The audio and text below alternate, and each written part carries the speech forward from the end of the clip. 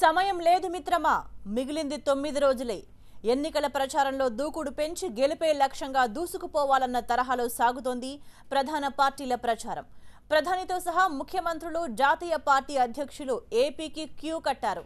ఇక 9 రోజులే ప్రచార గడువు ఉండడంతో ఓటర్ల నాడి పట్టేందుకు హామీలు గుప్పిస్తూ వరాలు ప్రకటిస్తూ దూసుకుపోతున్నారు.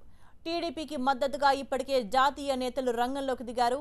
హస్తం పార్టీ రేఖలు మార్చేందుకు రాహుల్ తమ వంతు ప్రయత్నం చేస్తున్నారు. కమల దళంలో జోష్ పెంచేందుకు ప్రధాని మోదీ సైతం రంగంలోకి దిగారు.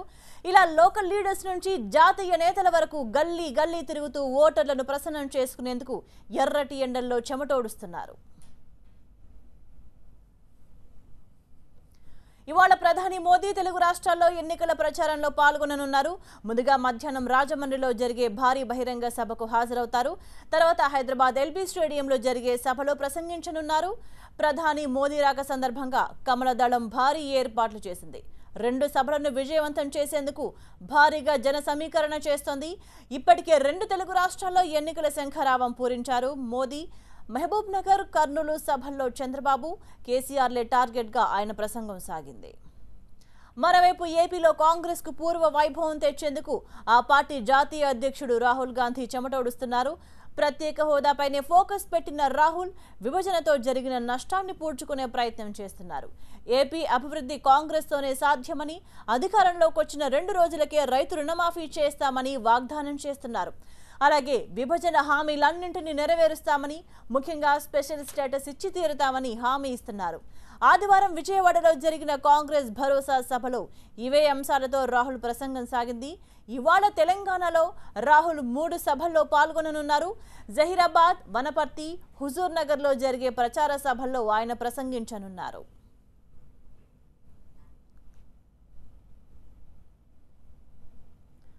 ఇక మరోసారి అధికారంలోకి వచ్చేందుకు ఏపీ సీఎం చంద్రబాబు ప్రచారంలో దూసుకుపోతున్నారు. జాతీయ నేతలను రంగంలోకి దించి వైసీపీకి చెక్ పెట్టేందుకు చెమటోడుస్తున్నారు. ఇప్పటికే ఢిల్లీ సీఎం కేజ్రీవాల్, పశ్చిమ బెంగాల్ సీఎం మమతా బెనర్జీ, జమ్మూ కాశ్మీర్ మాజీ సీఎం ఫరూక్ అబ్దుల్లాతో ప్రచారం చేయించారు.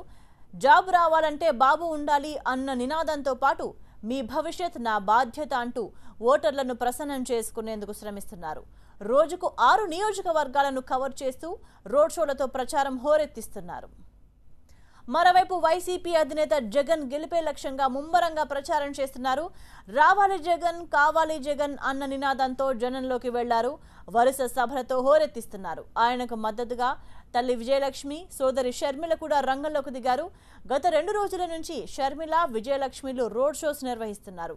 చంద్రబాబు పాలనను ఎండగడుతూ, జగన్ సీఎం అయితే చేసే పనులను వివరిస్తూ ఓటర్లను ప్రసన్నం చేసుకునేందుకు తమ వంతు ప్రయత్నం చేస్తున్నారు.